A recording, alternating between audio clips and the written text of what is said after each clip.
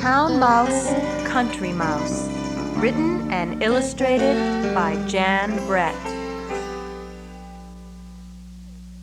When you hear this sound, it's time to turn the page.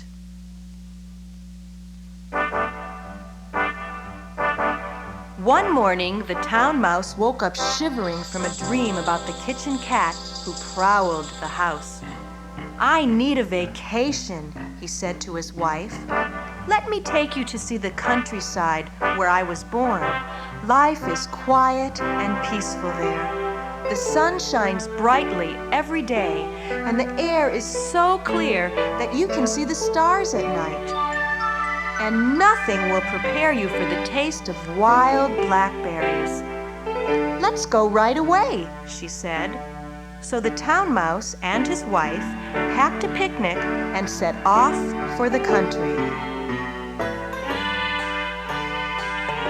The country mouse and her husband were at their tree stump house, exhausted from searching for food and avoiding the hungry owl who lived nearby.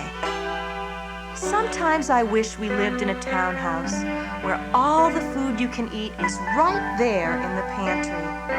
They say that the smell of cheese makes your whiskers tingle." "Mine are tingling already," her husband exclaimed.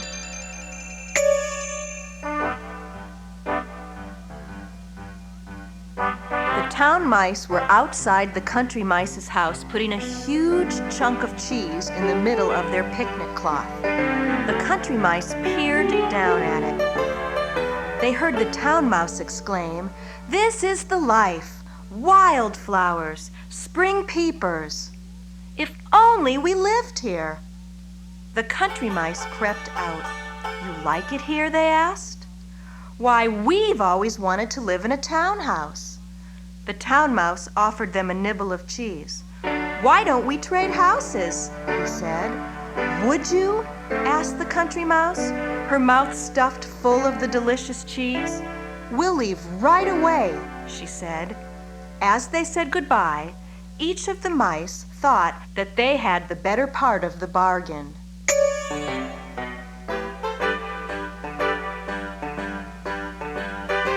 It was dark when the country mice arrived in town and found the house.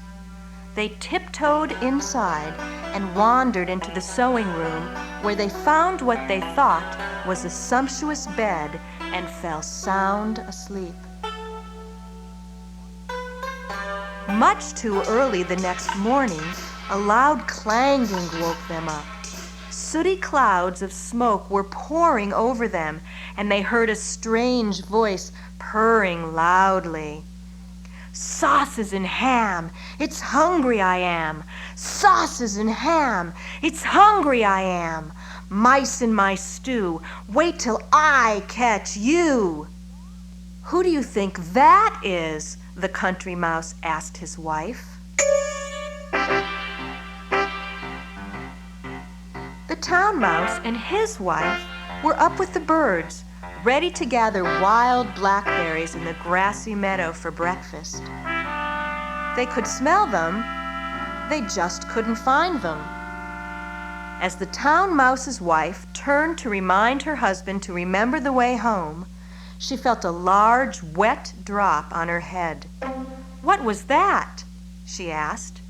"Is the bathtub leaking?" "No, we're in the country now," he said. "Those are raindrops." Just then, lightning lit up the sky and rain poured down as the two drenched mice ran wildly for their tree stump home.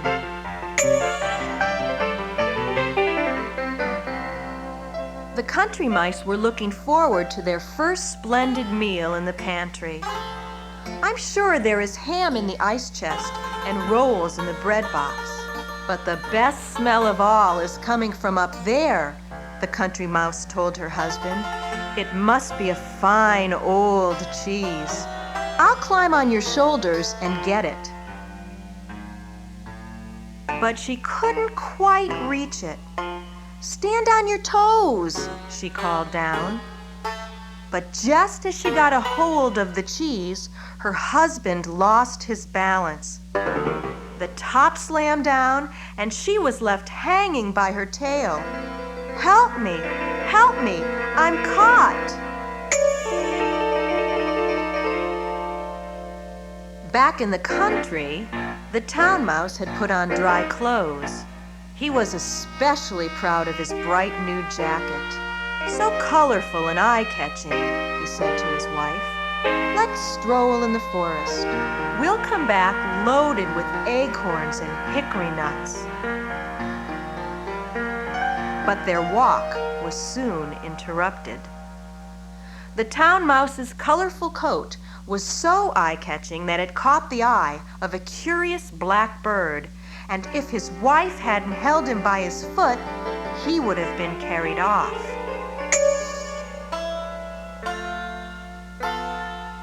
Not far away in town, the country mouse felt his wife's silky tail. "Nothing broken," he said. But when he looked in her eyes, he saw how sad and discouraged she was. "I know something that will cheer us up," he told her. "Follow me." He had spied a small window up above the pantry shelves. Together they climbed higher and higher.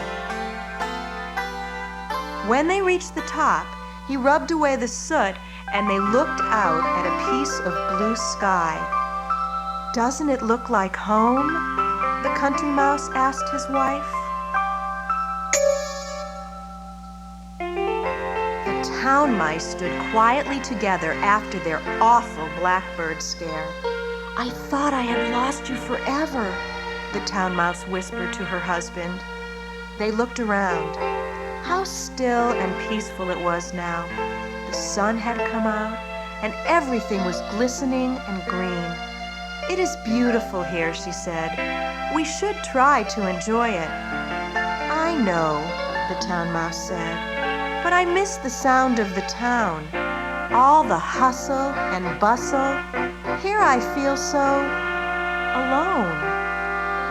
And in our cozy townhouse, we knew what to expect, his wife added. The country mice knew to stay at home in a thunderstorm, and they knew what to expect from the hungry owl. But they soon found out that there were different dangers here when they discovered a tasty morsel of blue cheese sitting on a pine board. "This time you take the cheese. I'm still shaking from being caught in the cheese box," the country mouse said. So her husband crept toward the cheese, whiskers trembling. As he reached it, his foot slipped, and he heard a whoosh, followed by an enormous snap, and he was thrown across the room. He landed in a warm bundle of something soft and furry. The country mouse was shaking from his close call. "I can barely stand." He winced as his wife pulled him up and patted down his crumpled whiskers. It was then that she noticed the bundle on which her husband had landed was tipping and turning. It was alive! 2 green eyes snapped open. "Run!" she cried, getting a good look at it. "It's an owl with teeth!" The town mice knew how to avoid mousetraps set with cheese, but they soon found that the country has its own perils when they explored the riverbank hand in hand. Suddenly, the water began to boil and churn, and a huge, wet head popped up and stared at them. It was a river otter. The mice tore back to their tree stump home, only to find a hedgehog rolled into a ball in front of the door. Then they heard an animal crashing toward them through the underbrush. "I can't take this anymore," the town mouse quaked, and she raced for the nearest tree with her husband right behind her.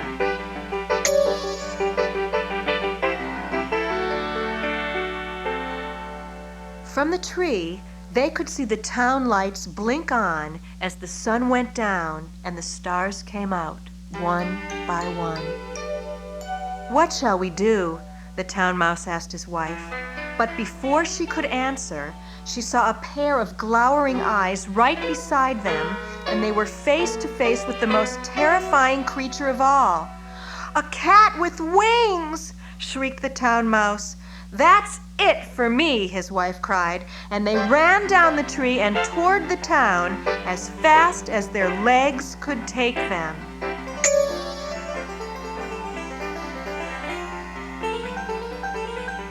As the town mice headed frantically along the road, the country mice were fleeing in terror toward the country. Their paths crossed, but neither saw the other. They were so frightened. Even the sky seemed to be falling down on them. The country mice didn't stop running until they could see their tree stump in the distance.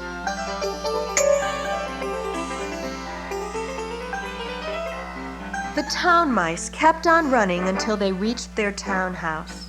The musty smell of old wood and smoke from the kitchen all seemed wonderful.